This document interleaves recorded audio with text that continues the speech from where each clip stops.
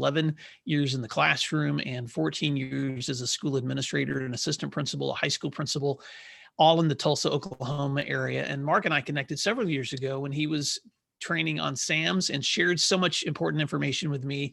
I have gleaned so much from the trainings that Mark has done, and have passed those along to other leaders as we've shared best practices as well. But I want to share a little bit of content with you guys this morning, but I also just want to have a conversation. So I'm going to be asking you for feedback in this conversation too. So let me be a good teacher and pull up my slides here so that I can show you guys a few things that we're going to be talking about today. I just published this book recently, Pause, Breathe, Flourish, Living Your Best Life as an Educator. And this book unpacks 10 areas that I think all educators need to be self-reflecting on in their own leadership. And these are some of the other books that I've written for school leaders in the past. You're certainly welcome to check those out at my website. I wanted to show you a picture of my family. This is my wife and I have 4 children, 2 daughters who are in college, 1 daughter who is in high school. She's a senior. And then Jack, our boy, is a high school freshman. I started my career as a high school English teacher just right outside of Oklahoma, of the Tulsa area in Broken Arrow, South Intermediate, and enjoyed teaching there for several years before I became a principal and finished my career at Skiatook, which is a town just north of Tulsa, Oklahoma. My 2 daughters graduated from my school. This school is a Title I school. It also sits in the Osage Nation, which is a Native American tribe here. We have about 30% of our students that are Native American, and we offered one of the only 2 Osage language classes in the state of Oklahoma. So we're really proud of our heritage and of our communities here as well. But let me be a good teacher and just set some quick norms in this short conversation we're going to have together, because these are some things I'm hoping we can do together. One, I want to just reflect and ask you to be able to think about your own practices, not just as a professional, but as a person. 2, I just want to encourage you to grab a notebook or someplace where you can jot some things down, because I'm going to ask you to think about some things that you can take with you for reflection. And Mark, I can send this link to you later, but we just posted a free study guide to go along with this book. And so if you're interested in doing this book as a study with a group, I have a free study guide available with several questions from every single chapter that you could unpack in a group setting. And so I'll send that to you, Mark, to share with your group. And then feel free to grab your phone and take screenshots if you see questions for future reflection, because I want to provide you with some homework or some reflection questions that hopefully you can take into your own practice. And then finally, I just want to encourage you to consider right now how you're going to take courageous action, because no amount of information is helpful unless we do something with it. And so every time I sit through professional learning, I always have to ask myself that question: what's the one thing that I can do moving forward from this conversation? So I know that Mark explained this analogy earlier, but I want to begin with it to just set the tone for this conversation. But when I fly, every time the attendants give those instructions that if this cabin loses oxygen and an oxygen mask drops beside you, place it on the person beside you first. Place it on yourself first before you place it on the person beside you. And why is that? Because if you don't place the oxygen mask on yourself first, you can't help anyone if you pass out. And this conversation always brings back to my memory a really personal conversation that I had when I was a young administrator. And so I'm going to pull the screen down just so I can see your faces. I had been a classroom teacher for 11 years. And when I stepped into school administration in my second year, I was coming home from work one night when I got in just in time to help put the kids to bed. And I don't know about you, but my practices at that time were pretty overwhelming. I would get up super, super early in the morning to make sure I had all my emails read and all my goals set for the day. I did not practice the SAM instructions that Mark teaches at that time because I was trying to do everything myself. I would come to school, I would work hard, I would skip lunches, I was not exercising, I was not doing any kind of personal reflection or time. I was barely making it in to eat dinner with my family, if that happened at all, because I was supervising so many activities in the evening.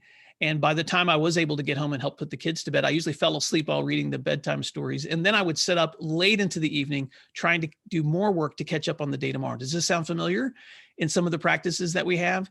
Well, one night my wife sat down with me and she as I was opening my laptop after the kids went to bed, and she said, "Will, can we just have a conversation?"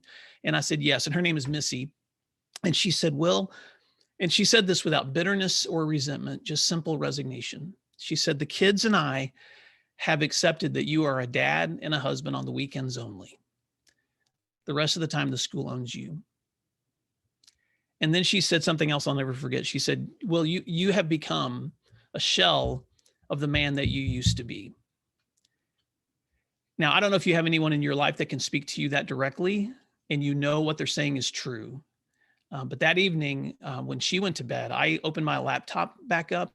And instead of working on emails or setting goals for the next day or getting ready for all of my other scheduled events, I wrote a letter of resignation. And in that letter, I wrote all the things that needed to be expressed from that conversation, this is who I have become as a leader. And if I can't figure out a way to better care for myself and my family, then I'm going to be leaving this position. And I took that letter of resignation to work and I set it on my desk in a folder and I put it right in the corner.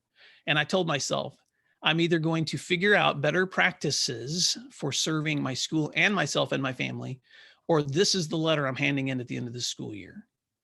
Now, I give you that story as a visual because that was not a silver bullet for me. It wasn't like suddenly I became a person who was better invested in myself and my family, but it was a turning point for me because over the next several months, and frankly, for the rest of my career and even now, there have been continual cycles of practice that I have tried to focus on so that I could better care for myself and my family, so that I could better care for my school. And fast forward 7 years from that conversation with my wife, I'll never forget the night we were in Washington, D.C. I know somebody here is from Maryland, but we were in Washington, D.C. in a hotel elevator. And if you could picture this scene, I'm wearing a tux, my wife's in an evening gown, our kids are all dressed up, and we are going to a National Association of Secondary Principals awards ceremony because I'm being recognized as the state assistant principal of the year.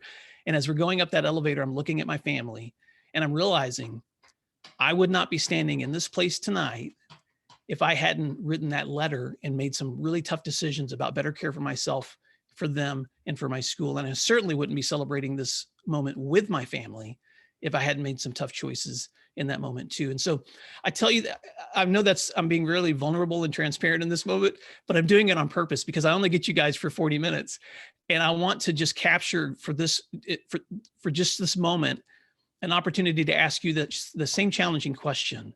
How are you reflecting on your own self-care so that you are caring for others? And so these are the 10 areas that are unpacked in the book, and there's no way we're going to have time to go through all of them, but I just want to show you a quick glimpse that this is the book that I wrote when I actually told myself, and I've told Mark this too, this is the book that I wrote hoping that someday my kids would pick it up and actually read this one. Because these are the practices that I think not only have helped me in school leadership, but they've just helped me in life. And that is focusing on care for all of these areas, your body, your mind, your influence, your time, your friendships, your spirituality. If that's an area that resonates with you, it does with me, your resources, your intimacy, your future, and your legacy. And so all of these are areas to unpack. So I just want to ask you a few questions to reflect on. And this is one of those areas where if you want to take a screenshot and reflect on this later, but in this school year, how have you struggled with placing your oxygen mask on first? Because frankly, with COVID, it's become even harder to take care of yourself when you're constantly changing and making tough decisions and pivoting. And it is for your teachers, it is for your students, and it is for your communities. Number two, when have you felt like a shell of yourself? Because I guarantee I'm not the only person that's had that experience. And do you have someone in your life who can hold you to that kind of truth and accountability? Three, in what ways have you committed to investing outside of your work so that you can stay inspired in your work? And number four, which of those 10 areas listed do you feel like maybe the most neglected or needs the most focus from you? So I'm going to ask you to open your chat for just a moment. And of those areas, if you had to pick one that you're like, man, this is an area where I need a reflection, what would you choose? What is an area there that you would choose from your body, your mind, your influence, your time, your friendships, your spirituality, your resources, your intimacy, your future, or your legacy? So I'm going to drop the screen so I can see the chats too, but I would love to just get some feedback from you guys. And this will help me also to focus on where we might want to go in the next few minutes as I unpack some of these areas with you. So I see from Tammy, thank you, Tammy, for being open. Spirituality is an area that she would love to focus. What about the rest of you? I see body and mind. Oh yeah, lots of you doing spirituality, future legacy. This is great feedback. I love these. Jim, I'd love to have a copy of all these later. I just love to unpack and read all these chats. This is great.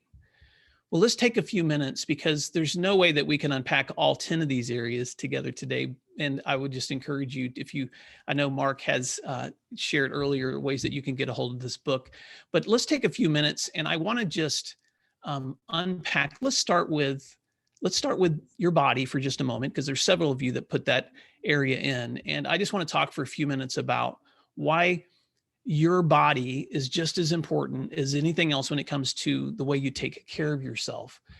That year that I made that decision to refocus, I realized that I had stopped exercising. I didn't care what I ate. I was usually just eating on the run. My blood pressure was high. I had gained lots of weight. And I had to figure out, what can I do to better tend my body? And I grew up in West Tennessee. For those of you that don't know much about my background, my father was a farmer, but he was also in the military. And so I was born in California, but when I was 5 years old, he moved us back to West Tennessee, to the farm where his family had been for generations. And so I spent a lot of time in running through on gravel roads and rambling creeks and fields and feeding chickens. But my grandparents always kept a beautiful garden. And every spring I would stand in the garden with them. And some of my best memories are watching them tend their garden.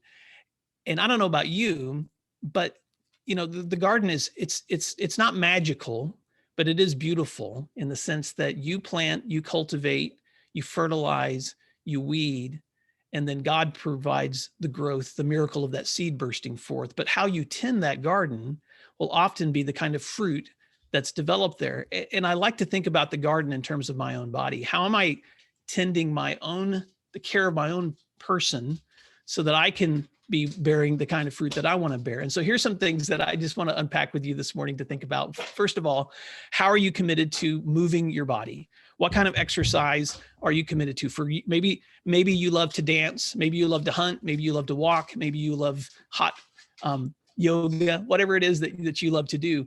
I have a 3-mile radius around my neighborhood where every other day I put on my running shoes, and the first thing I do in the morning is get up and move and try to just exercise that body. And even as a school leader, I decided that instead of reading email first thing in the morning, I was going to get up and commit to some exercise so that I could make that a priority first thing before anything else. And you know what I discovered? During the time I'm moving my body, I'm actually solving more problems. I'm actually feeling better. I'm actually getting a natural high from the endorphins that are released through exercise. And I found myself with more energy, not less energy, by the time that I spend investing in that. The same thing applies to our nutrition. The things that we put in our body result in how our body feels. So garbage in is garbage out. So the things that we're choosing to put in affect that. And so does our commitment to rest. There's a lot of research, and I talk about this in the book too, about how your rest influences your ability to think clearly, to make good decisions, and moderation. I know that I'm in a room full of leaders, and I know this doesn't have to be said, but I talk about this regardless, because I've seen a lot of leaders who make mistakes when it comes to moderation. And so, and I'll just be frank, this is a room full of adults. If you like to drink alcohol, and I do it with moderation. If you like to eat sweets, then do it with moderation, because it's the excess that often leads us to problems later. And then finally, seeking inspiration is such an important thing for your body too. So I know right now we've all been enduring the cold, and you're dreaming about sunshine. And there's a reason for that, because those moments of inspiration provide you with relief too. So whether that's a long walk, listening to beautiful music, or watching a great movie, or just looking into the face of a beautiful child, find places of inspiration, because your body needs that as well. So let me give you some questions to consider when you're reflecting on how you're caring for your own body. Number one, in what ways are you tending your garden? Think of your body as a garden and ask yourself that question. How am I tending it so that I have the best outcomes possible? Number two, have you ever thought, if I stay in education, I'm going to die? Because I've had that thought several times, and I've stood in rooms with educators when they're sharing about the latest health crisis that they're facing. And I remember as a young administrator thinking, I don't know how I'm going to survive this profession. But I've also noticed when administrators take time for self-care, they often have more endurance. And then number three question, eating good food, exercising, resting, they just make you a better version of yourself, which allows you room to help others. So how have you experienced this in your own experiences as well? So let me just pause there for a second, because I know I'm in a room full of leaders, and I would just like to ask you to be courageous for a moment. Is there anybody who would be brave enough to open their mic and explain like how a commitment to your own care for your own body has helped you in your leadership? So I'm just going to ask that question. I'm going to be brave and throw it out there and see if there's anybody who's willing to open up and explain how taking care of making that commitment for yourself has helped you in your leadership. Is there anyone willing to share a quick story? Will, I'm not sure, but I think Jim would have to take a person off mute for people to do this. And so raise your hand if you would like to be taken off mute, and Jim will do that. We're just trying to take yourself off, but I kind of think you have to, Jim will have to do it for you. Is that correct, Jim? Thumbs up, maybe? No, they can do it themselves? Great. Thank you, Will. Sorry, I wasn't helpful. Go ahead and take yourself off mute. Okay, I will. I'll go for it. Erica, thank you so much. No problem. So first of all, I want to tell you, I've been with Sam for 7 years and how it changed my life and my leadership practice. So kudos to Mark and Sam. I always worked into the ground. In about 4.5 years, July 4th, 2016, I had a terrible accident. I fell and I had a compound fracture on my right wrist. And I had 4 surgeries on my wrist. And it's, yeah, long story. But it really made me reflect upon what am I doing and how am I going to, pay my family back for helping me, because I was down and out for the count. I mean, my biggest thing was walking from the kitchen to the bedroom and back. That was my stroll. And it really, my family really helped me. And today I will go to the nth degree to help them. Like with this COVID thing, when my husband, when we were on quarantine back in March, when everything slowed down, I told him, I said, you're not going anywhere. You're too high risk. You're staying in. I'm going. Goodbye. Get in the bedroom. Get wherever you want to do. But that was really important because I can't afford to be without him. I don't want to be without him. And that was a big thing for me that I found. I needed to take care of my family after the way they took care of me and then some. So that's my story. That's a great story, Erica. Thank you for sharing that. And that's so true. Sometimes it does take something difficult for us to step back and recalibrate. For me, that happened when 10 years ago, my oldest brother, who at the time was 46, passed away suddenly from a heart attack. And it was unexpected. He had 2 children. He was the oldest of 6 kids. And that was the most devastating personal loss that I had ever experienced. And I guarantee you that it made me rethink really quickly my own health, my own choices, my own family priorities, and trying to make the most of every day, because you never know how many more days that you have. And so thank you, Erica, for unpacking why those relationships and that care is so important. Another area you guys marked was your mind. So let's talk about that for a few minutes, and then I'll jump over to spirituality, because that was another area that several of you wanted to talk about today. But I'm a storyteller, so let me tell another quick story here. Several years ago, my mother-in-law was diagnosed with early onset Alzheimer's, and it was pretty progressive. She went from just forgetting a few things to suddenly being able to forget what day of the week it was, and to where she is now, where she doesn't even remember our names most of the time. We recently had to place her in a memory care center, and she's physically, her body is in really good care, but mentally, obviously she can't remember. But there's something that she can remember, which is really beautiful, and that's songs or hymns that she remembered singing for most of her life. And I'm a musician, so when I go see her at the memory care center, usually on Sundays, except during COVID, it's not been that way. But normally I will go in, and she has a keyboard, an electronic piano in her room, and I'll sit down and just begin to play it. And even if she can't remember my name, boy, she remembers every song, and we can just sing and sing and sing together, because brain scientists will show you that what you memorize through singing often will stay with you and retain with you in places that other memories don't. My daughter has a playlist too, my high school senior, that she plays when we drive together. She calls it her dad's playlist. And she puts those songs on when I'm in the car, because she knows I like that music, and she kind of, she finds music that she thinks I will enjoy. And as I've thought about those 2 examples of the playlists that my daughter has, the playlist that my mother-in-law can remember, I have these questions in my own mind, which is, what am I placing into my own mind on a regular basis that affects the way that I feel and the influence that I have on other people, because I do believe it's powerful what we place into our minds. And you guys, I know, I've seen all the research on a lot of the research on mindset. Um, Carol Dweck has some great work on a growth mindset, but the way that we approach each day, the mindset that we step into it with, will often affect the way that we respond in those situations. So one of the things I'd like to remind principals especially, and school leaders especially, is how are you stepping in each day with a growth mindset, preparing yourself that an obstacle is an opportunity. It doesn't have to necessarily be a roadblock. Also, how are you filling your mind with things that you can pull on during difficult times? And so, COVID has given me an opportunity to do some things I haven't had chances to do before because I'm traveling less. And so I've tried to make a stronger commitment to reading, to making sure that I'm taking time to pull things into my mind that are not just the outrageous things I'm seeing in the news, or not just the crisis that we're managing, but also what is the intake. I'm reading David McCullough's book on the prairie right now, the Northwest Territory expansion through Ohio. And why am I doing that? Because it's filling my mind with some information that's helpful for me and giving me context, even context on what's going on now politically based on things that happened hundreds of years ago. Also, a commitment to professional growth, which is what you're doing right now. How are you taking time to fill your mind with professional growth opportunities so that you have a reservoir to pull from when you need best practices?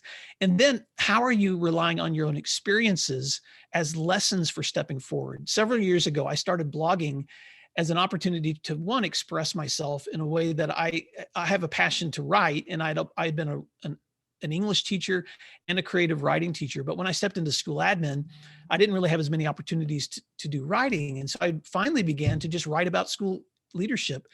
And what I discovered was this: when I told the stories of my own experiences, they not only provided other people with lessons, but they provided me with lessons. And sometimes when I was facing a crisis or a situation in my school, I would go back to my own journal, my own blog, and look at when did I manage something in the past and what lessons did I learn there that I can rely on now stepping forward. So I just want to encourage you to think about your intake. What is going into your own mind so that you're able to pull from that during difficult times. So here are some reflection questions about your mind. Do you have a favorite playlist? In fact, this is another chat. I'd love to see not just like what are you reading, but what is your favorite music? What's something you love to listen to? Because I'm always, every time I ask this question in a group like this, I always find a new artist that I didn't know about. So if you could chat in like, who's your favorite playlist? That would be awesome. Would others be surprised to listen to your playlist? But then even more importantly, what's on your mental playlist? What is the things that you're replaying in your mind over and over again? 2, what areas in your leadership do you find yourself resisting change? And when is it hardest to practice mindfulness? Because sometimes the difficulties that we are facing in resistance aren't necessarily what's in front of us, they're what's happening inside of our own minds. And then 3, when was the last time that you felt fully present? Because one of the things that I try to practice in my own school leadership, but also when I'm working with school leaders, is avoiding, and I'll just make this a quick application, avoiding the checklists. When you step into a meeting, when you step into a classroom, when you step into a situation, we always want to start just going off the checklist first. But before you do that, how are you fully present? Looking into the faces of people, assessing the environment that you're in, fully engaging with what kids and teachers are experiencing around you so that you're in the moment, so that you can be better in the moment. So let me just pause there for a second, because I can't see all of your chats while I'm doing this at the same time, but I'd love to see some of these. Oh yeah, 70s R&B. Oh, some of you guys like your 80s and 90s hip hop. Oh, country music all the way for Erica. These are great. Mark, I love Hidden Brain. That's one of my favorite podcasts. What a great way to fill your mind with information as well. Oh, there you go, Doug. These are great. Thanks for that feedback. I know there's several other areas that you guys ask about. And so let me just take a moment and talk about, time, and then let me talk about spirituality, because I think those are 2 areas that you guys would find helpful from the comments that you've given me here. Time is one of those areas where you are being trained consistently by the work that you're doing through SAMS. And Mark and I were on the phone about a month ago because I was working with some principals, And I asked him for permission to just share some of his content, because I don't think, and I'm not trying to butter you up, Mark, I'm just being really blunt, that I'm not sure I've come across more applicable content for school leaders on time than what happens in the SAMS project. So I hope that I can add something to that conversation, because you guys are already doing such great work here. But several years ago, I came across a piece of work by a man named Robert Smith called 20,000 Days. And he was turning 55 at the time, and realized that when he counted up the number of days that he had actually lived, he had lived about 20,000 days. And in the whole concept of his book was, how are you counting the number of days that you have left and making the most of them? And I began to apply that to my kids. I would actually have my students count, how many days will it take you to enter my school and graduate from my school? And how are we going to make the most of each of these days together? And then I began to apply that personally. How many days do I possibly have left to live? And how can I make the most of each of them? And how do I break that down into, how can I make the most of today, of this next week, of this next month, of this next year, of this next 5 years, 10 years? I was in a conversation with a younger friend of mine once, and he was celebrating the beginning of a new business, paying off debts, starting a young family. And I remember telling him, "Oh, isn't this great? You're reaching so many of your goals." And he looked back at me, and this was about 7 years ago. And he said, "Well, thank you. Well, what are some of your short-term and long-term goals?" And at the time, I just had to answer really honestly, and I said, "Well, today the answer is, I'm just trying to survive." But as I stepped away from that conversation, it began to haunt me, because I realized that we can make the most of today, but how are we thinking long-term beyond just the time that we have now? And so when you think beyond just today, you can be taking actions today that make today better, but you can also be taking actions today that make tomorrow better as well. And here are some of the things, some of the hacks that I try to practice. And I'm going to skip this video to just jump in here to this content. And I know these are things you guys do too, but reducing time wasting activities. I have taken the notifications off my phone when it comes to social media, because I don't need to know every time someone tweets or makes a comment on Facebook, because it's usually distracting me from something I'm trying to accomplish. So instead, I try to set time during the day when I can check social media and look at it and then get off of it. That helps me redeem my time. It's the same thing when I'm driving or commuting. How can I listen to a podcast or an audiobook or make a phone call when I'm redeeming that driving time so that I can enjoy it or just be quiet? How can I redeem my school activities? People used to ask me, "Well, how in the world do you have time to write books when you're a principal?" And I would tell them, "Well, what do you think I do when I go to out of state or out of district tournaments and I have to sit for 3 or 4 hours waiting for the next one to start? I pull out my laptop and I write." And so how can you redeem those activity times and make the most out of them?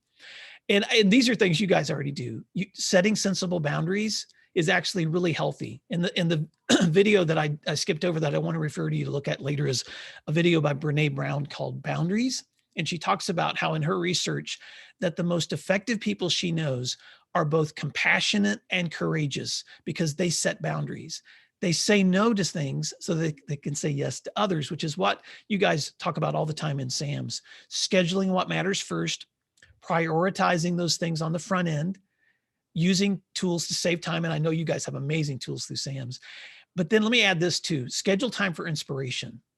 If you don't schedule time for inspiration, you won't do it. If you put it on the last thing, I'll get to it later. If I have enough time, I'll get to inspiration. But schedule time for inspiration, and that comes in a lot of ways. It could come in the time that you spend in self-reflection, or in exercise, or playing music, or whatever that is that you love to do, spending time with your kids or family. But schedule that time. So here's some thoughts to think about for your time. When was the last time that you really thought about your next goals for yourself and your family and your loved ones? Because goals help you redeem the time that you're in now. What goals have you set for yourself right now? And I know 2021 is one of those years that a lot of people have told me, I'm not even setting goals. I'm just trying to get through COVID. And I understand that, but let me just encourage you to think beyond COVID, because it's going to help you stay inspired while you're in it. And then 3, which of these are some positive strategies that you're already practicing? Because I know that you guys are consistently looking at your time-saving activities, but how are you reducing time-wasting activities, or setting better boundaries, or prioritizing and tackling, or scheduling time for passion projects? So this is the next thing I want you to put in chat. I would love to know, what's a passion project for you? What's something that you just love to do or love to work on?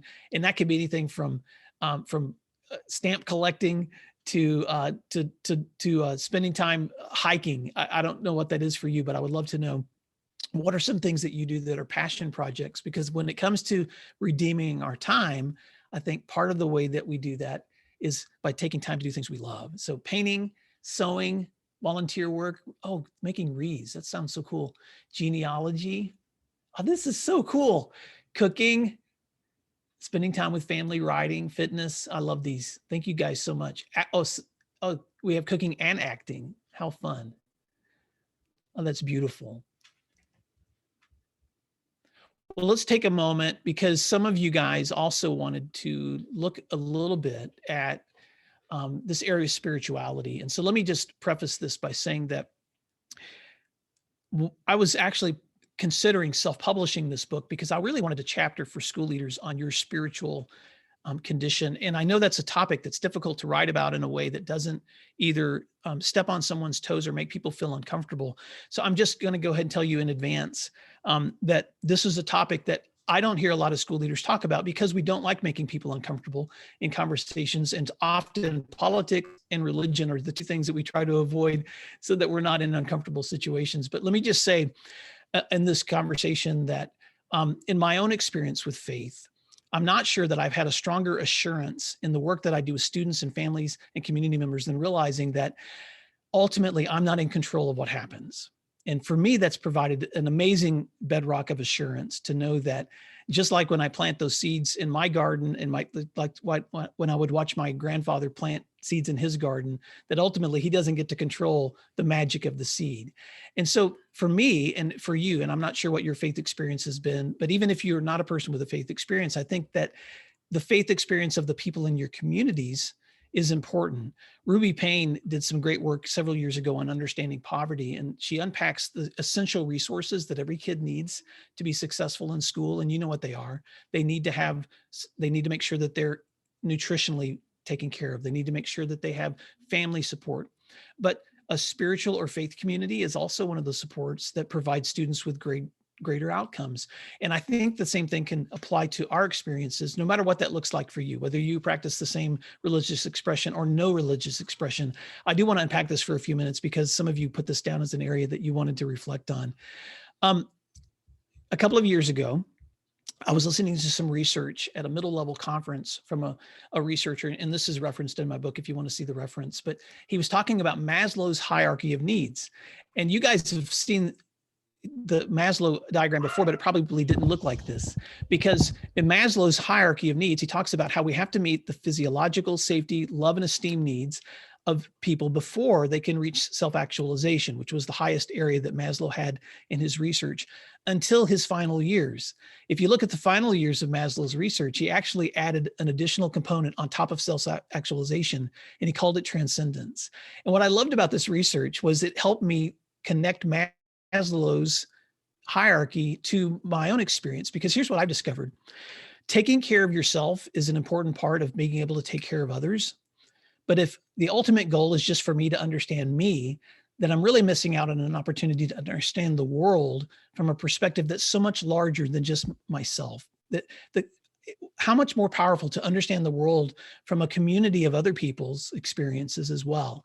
And for me, that transcendence happens when I'm taken out of myself and I have an opportunity to look at the world through that moment of what I like to call awe or curiosity. It's what we want every student to discover in learning, is that moment of awe and wonder. And how are we giving ourselves permission to experience awe and wonder as well? And so whatever that looks like for you, maybe that's a faith experience, or maybe that's a personal experience. But I believe that when we give ourselves opportunities to cultivate that part of our being as well, we have a bedrock of assurance that there are greater principles and truths that are governing our universe than the things that we can simply understand in our own minds. Two, I believe it gives us a measure of perspective that's so much bigger than just what's right in front of us.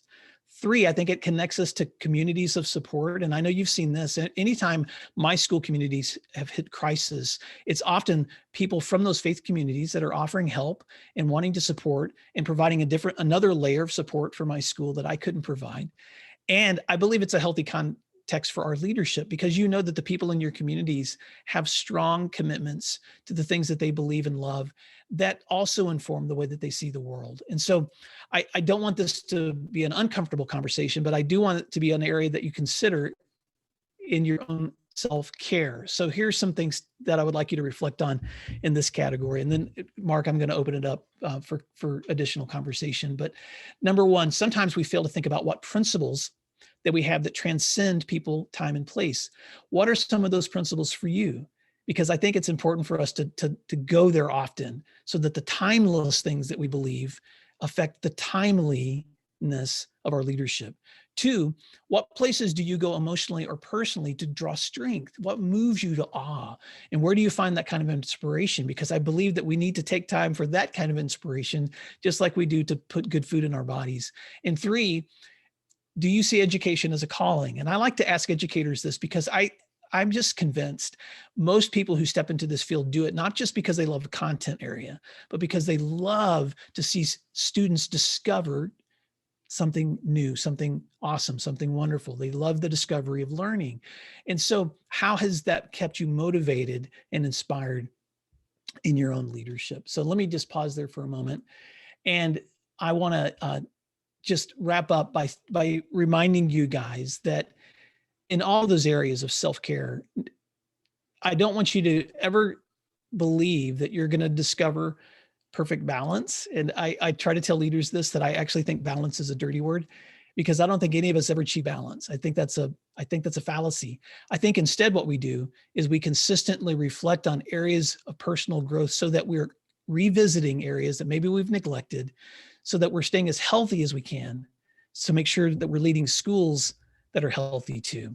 So Mark, that's just a quick summary of some of the areas from pause, breathe, flourish, living your best life as an educator. But I'd love to just pause, because I know you're going to give an opportunity for people to break into some rooms or ask questions. Well, Will, first, I invite the group to say thank you. And you can do so by putting something in the chat box. We're going to go ahead and copy that and send it to Will. It'll also go with the email you all receive. But you could also just wave and say thank you. This has been great. Will, you're a gifted presenter and teacher, and it is nice to have you be so authentic and share personal pieces. And that's what I liked about your book so much. When I read the book, I could hear your voice all the way through it. And I'm really pleased to tell you that we are giving this book to anyone who's attending today. All you'll need to do is, when you receive the email from Jim, which will include a number of things. So it'll be the study guide that Will mentioned. There'll also be a recording of this session. There will be a form that you can click, or a link that you can click on to fill out a form asking for the book. And we already have them here in the Louisville office. And so we'll be mailing them out tomorrow morning. So you let us know this afternoon. The book will be on the way to you tomorrow morning. So that's going to be great. We'll also include the video that Will mentioned, a link to that, that he mentioned about boundaries. And then also, Will, if you wouldn't mind, you mentioned your podcast. And so we're going to want to make sure that we have a link for that so people can see. And you also had mentioned that I think it was Emily Pascal. If you would let us know that by just sending Jim the email about that, saying how they can access that, I think that'd be great, that webinar. We'll do it. The session today was really enjoyable, and I really appreciate your doing this, Will. For those of you who have done this before, you know that our next step is we're going to go to breakout rooms. And I see a lot of people have put in comments already for Will. Thank you for doing that. Will, I want to thank you again. We're going to go to breakout rooms. You don't have to do this if you don't want to. We always make this as an option at the end of these sessions. And so we're going to go ahead and create the breakout rooms right now. Stay with it if you'd like. If not, that's okay. Breakout rooms are open. Right now, they'll be open for 20 minutes, and I will send you a notice through the system letting you know when they're going to close, but they'll be open for 20 minutes. Thanks, everyone. Glad you joined us today.